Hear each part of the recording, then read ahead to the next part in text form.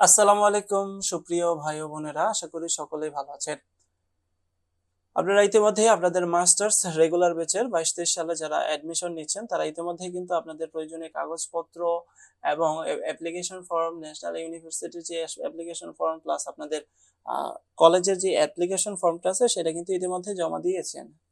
এখন আপনাদের এই অ্যাপ্লিকেশন ফর্ম এবং কলেজ কর্তৃক যে অ্যাপ্লিকেশন ফর্ম প্লাস যে যাবতীয় কাগজপত্র প্লাস ভর্তির যে টাকা পয়সা যেগুলো জমা দিয়েছেন সেগুলা আপনার কলেজ কর্তৃক কি অ্যাপ্রুভড হয়েছে কিনা সেটা কিন্তু সেটা কিন্তু আপনাকেই চেক করতে হবে অনলাইনের মাধ্যমে, ঠিক আছে?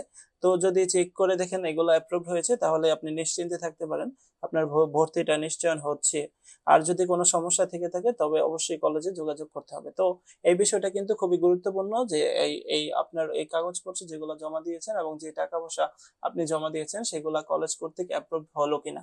সো আজকে অনলাইনের মাধ্যমে দেখব কিভাবে আপনার সেই আ কাগজপত্র অ্যাপ্রুভড বা কলেজ কর্তৃক অ্যাপ্রুভড হয়েছে কিনা সেগুলা কিভাবে জানবেন সেই বিষয়ে কিন্তু আলোচনা করব। তাই কথা না বাড়িয়ে চলেন আমরা এই বিষয়গুলো দেখে নিই। তো শুরুতে বলে রাখি যে যারা আমার চ্যানেলে নতুন তারা অবশ্যই আমার চ্যানেলটি সাবস্ক্রাইব করে ফেলবেন এবং যারা ইতিমধ্যে সাবস্ক্রাইব করে ফেলছেন তাদের অসংখ্য ধন্যবাদ। তো মূল কথা হচ্ছে আপনাদের যেই আ কাগজপত্রগুলো জমা দিয়েছেন এবং আপনাদের যে অ্যাডমিশন ফর্ম প্লাস টাকা পয়সা যেগুলো জমা দিয়েছেন সেগুলা আপনাদের কলেজ কর্তৃক কি অ্যাপ্রুভড হলো কিনা সেই বিষয়টাই কিন্তু আমরা অনলাইনে দেখব। সেটা আমাদের নিশ্চয়ন হতে হবে। সো সেই বিষয়টা দেখার জন্য আপনারা যে কাজটি করবেন সেটা হচ্ছে আপনারা আ অ্যানিও অ্যাডমিশন আ যে ওয়েবসাইটটা আছে সেখানে চলে আসবেন।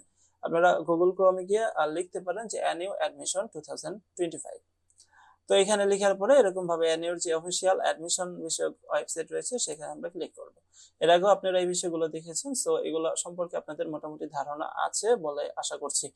সো আমরা যেহেতু মাস্টার্স এর ভর্তি নিশ্চয়ন সম্পর্কে জানতে চাচ্ছি। সো আমরা মাস্টার্স এ ক্লিক করব। সো এখানে ক্লিক করার পর আমাদের যে মাস্টার্স এখানে আছে প্রিলিমিনারি টু মাস্টার্স। আমরা যেহেতু মাস্টার্স রেগুলারে চেক করতে যাচ্ছি। সো আমরা মাস্টার রেগুলারে এখান থেকে মাস্ট অ্যাপ্লিক্যান্ট লগইন এ ক্লিক করার পর আমাদের কিন্তু এরকম একটা ওয়েবসাইটে নিয়ে আসবে।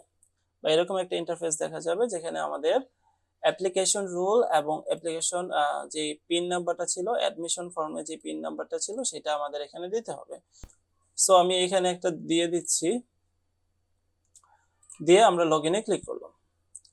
তো লগইনে ক্লিক করার পর দেখতে পাচ্ছেন আপনার যে প্রোফাইল সেটা কিন্তু এখানে ভিউ হবে, ঠিক আছে? তো এখানে আসার পরে আপনি অবশ্যই এখানে চেক করবেন যে আপনার যে কাগজপত্রগুলা, ঠিক আছে? এবং টাকা-পয়সাগুলা কলেজ কর্তৃক অ্যাপ্রুভড হয়েছে কিনা। আপনি এই লেখাগুলা পড়বেন যে কি লেখা আছে দেখেন। Congratulations you are assigned accounting govt Tularam college Narayanganj according to the first merit list.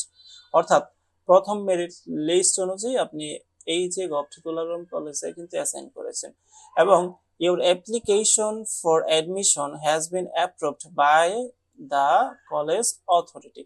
এই কথাটুকু কিন্তু আপনার যে প্রোফাইল সেই প্রোফাইলে থাকতে হবে যে your application for admission আপনার ভর্তির জন্য যে আবেদন has been approved বা অনুমোদিত হয়েছে by the college authority college কর্তৃপক্ষ দ্বারা। এইভাবে আমরা এই বিষয়গুলা দেখ এই লাইনটি থেকে বুঝতে পারছি যে কলেজ কর্তৃক আমাদের যে কাগজপত্রগুলা সেগুলা অ্যাপ্রুভড হয়েছে। আর কারো যদি এরকম লেখা না থাকে তাহলে বুঝতে হবে যে কিছু ঝামেলা আছে। তখন কিন্তু আপনাকে অ্যানুয়াল সরি তখন কিন্তু আপনাকে ওই কলেজের সাথে যোগাযোগ করতে হবে যে কেন আপনার বিষয়গুলা বা আপনার কাগজপত্রগুলা সাবমিশন হলো না। তো যাই হোক আজকের ভিডিওটা এই পর্যন্তই। আপনাদের এই বিষয়গুলা বোঝানোর জন্য ছোট্ট একটি ভিডিও করা। তো আজকের ভিডিওটা এই পর্যন্ত। দেখা হবে নতুন আরেকটি ভিডিওতে। তবে আবারও বলতে চাই যারা এখনো আমার চ্যানেলটি সাবস্ক্রাইব করেনি অবশ্যই আমার চ্যানেলটি সাবস্ক্রাইব করে ফেলবেন। আসসালামু আলাইকুম।